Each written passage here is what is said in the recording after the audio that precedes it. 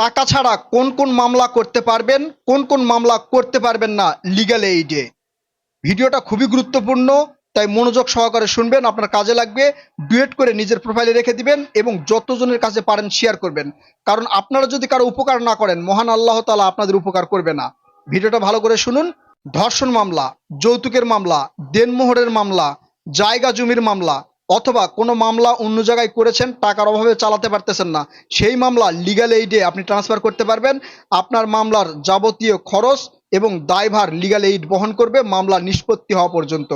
এছাড়া আপনার স্বামী পালিয়ে গেছে, বয়ফ্রেন্ড আপনাকে বিয়ে করছে না, আপনার সাথে প্রতারণা করা হয়েছে, আপনি কাউকে টাকা দিয়েছেন, সে টাকা নিতে পারতেছেন না, এই ধরনের মামলা, অথবা কেউ আপনাকে ব্ল্যাকমেল করতেছে, এই ধরনের মামলা করতে হলে অবশ্যই আপনাকে থানাতে গিয়ে মামলা করতে হবে, অথবা কোনো উকিলের সাথে মামলা করতে হবে।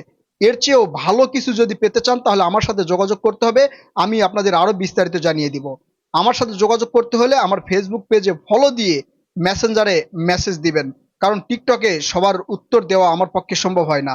তাই আমার ফেসবুক পেজে ফলো দেন এবং মেসেঞ্জারে মেসেজ করেন।